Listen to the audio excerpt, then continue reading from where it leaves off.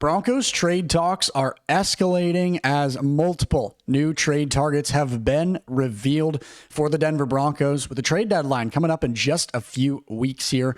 The Broncos front office looking to potentially move some guys around, get some new players on the depth chart, and try to add to what is already a dominant Denver Broncos team through 6 weeks of football, and really iron out this roster to potentially be a Super Bowl contending team.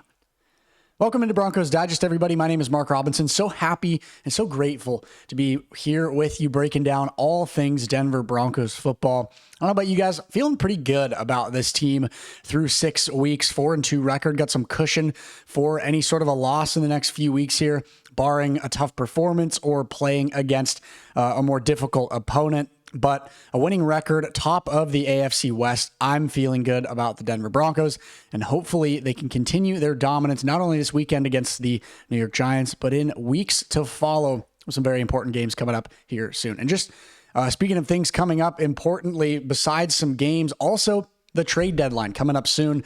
And if the Broncos are potentially going to think about making some moves before the deadline, now's the time to start looking into some of these rumors and some of these reports and some of the names that are being linked to the Denver Broncos in potential trade proposals and destinations to get some different guys and some different people in the room to add depth to this, to add overall depth to this roster. Before we dive into the video, I want to make sure to remind you guys that you're subscribed to Broncos Digest here on YouTube. 96% of our viewers every single day not subscribed to the channel, if you can even believe that. Pretty crazy to think about, but it is true. So if you're part of that 96%, make sure you change that. Make sure you switch it up right now. Join the Broncos Digest family. If you're a Broncos fan, if you're a football fan, this is the place to be. You've found it. You're in the right place. Just take that last step. Hit that subscribe button. For those that are already subscribed, thank you so much for your support. Our last few videos have absolutely blown up, and the subscriber count is continuing to climb. So let's keep the growth moving and buzzing. Thank you guys so much for the support. All right, let's dive into this trade rumor video in which the Broncos had multiple reports in which multiple players were named as possible trade destinations for several of these players. To name a few of the players that were named for the Broncos being a possible trade destination: Ravens tight end Mark Andrews, Browns tight end David Njoku, Saints linebacker Demario Davis, and Raiders wide receiver Jacoby Myers. This is obviously just a few of the rumors circulating around the Broncos possibly landing some of these players in a trade. But obviously the conversation around whether or not some of these guys would fit in and what it would look like to have them on the Broncos roster is notable, considering the trade deadline in early November is just a few weeks away, coming up pretty close here. And if the Broncos want to make any moves and switch some stuff up, get some guys in and out of the depth chart, now's the time to start looking at some of these guys. And the first one that we're going to dive into is David Njoku. So one area that the Broncos could improve in would be at tight end. They've got Evan Engram and Nate Adkins right now, to name a few of the tight ends on their depth chart, which we'll look at the depth chart a little bit later in this episode. But their primary targets at the position: Evan Engram, Adam Trautman, Nate Adkins, who combined for 5 catches and 42 yards in the ugly Week 6 victory over the New York Jets. Some teams have started the season poorly, could be looking to trade away some star players, and PFF's Bradley Locker points to the Cleveland Browns and David Njoku being a potential trade target for the Broncos, who could be a great tight end depth fit for the Denver Broncos. Taking a look at some of David Njoku's stats, he's been in the league playing for only the Cleveland Browns since 2017. He's been a pretty solid player over the years.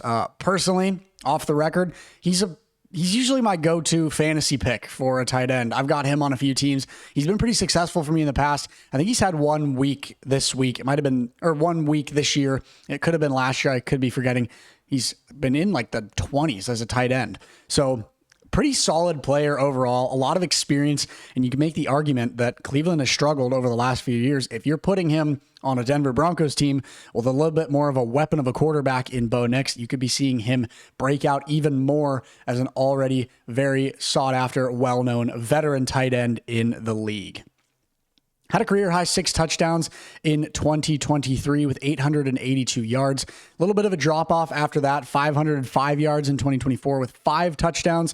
And then this year, only 1 touchdown with 223 yards. Obviously, he's hoping to see those numbers go up. And if the Broncos somehow end up trading for him, those numbers could 100% go up.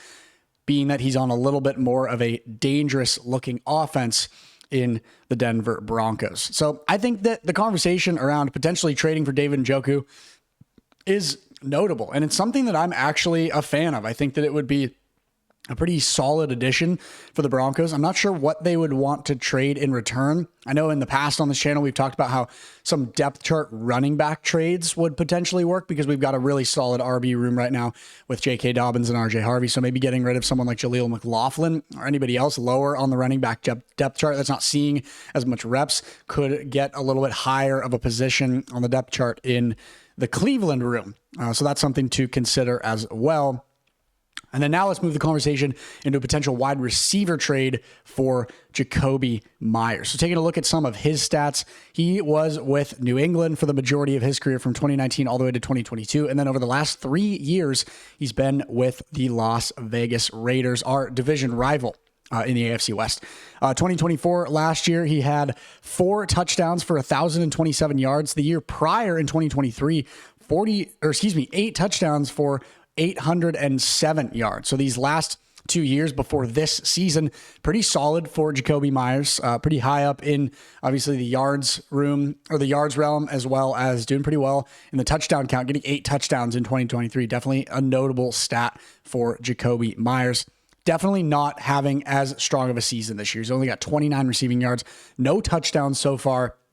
The Raiders are obviously struggling in the AFC, not doing too well, but he's had success in the past. It's a potential that he could have more success with the Broncos, but this is a trade that I would personally vote to avoid. I don't think Jakobi Meyers has any sort of wide receiver talent and adds any sort of unique aspect to our offense that we don't already have. He doesn't do anything differently than some of the guys that we have, such as Marvin Mims, Courtland Sutton, any of those type of players.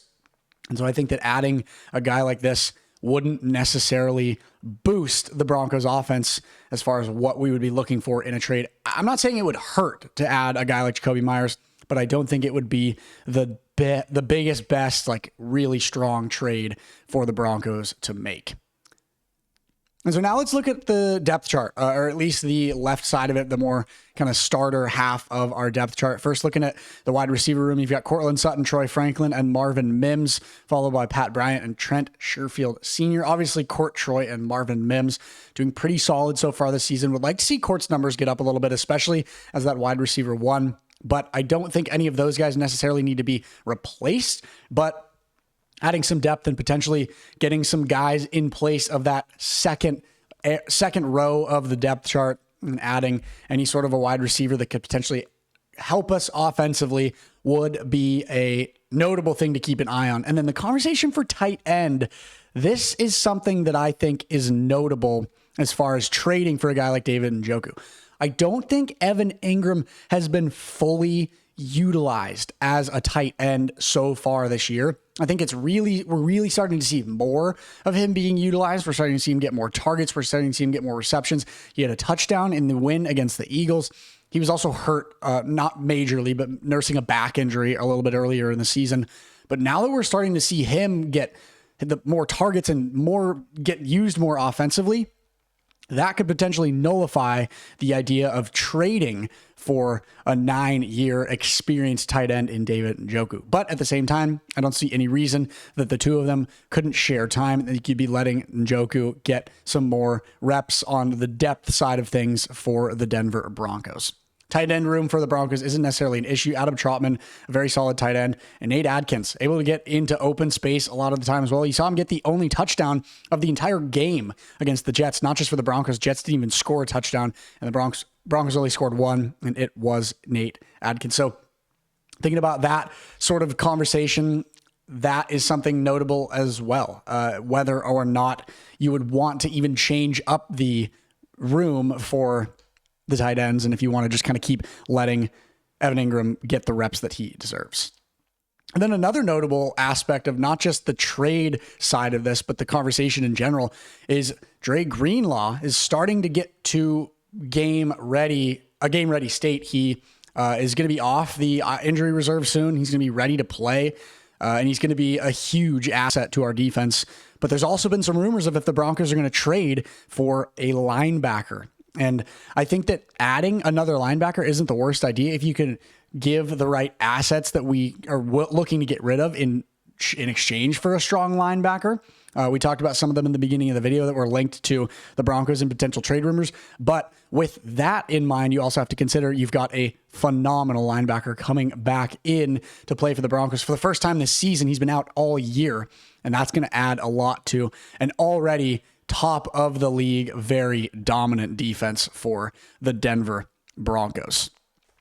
And then another fun little trade proposal that I saw, I think this is a highly doubtful, but I saw a potential trade proposal mock trade package to send Marvin Mims, some sort of a 2026 pick and a 2027 pick. I don't remember the rounds and the specifics of them. Those three things to Miami in exchange for Jalen Waddle. I think that is a very interesting mock-up trade and something I would personally go for. Waddle has taken on that wide receiver one role with the Miami Dolphins, and he's been putting up pretty strong numbers. I think him playing with Bo Nix on a winning team would be really interesting for the Denver Broncos, but especially with Tyreek Hill being out right now, I do not think that's something that the Dolphins would go for. I think that's very unlikely. Just thought I'd throw it in at the end of the video because I did see a mock trade on a social media platform that included that trade exchange and thought it was interesting and worth noting.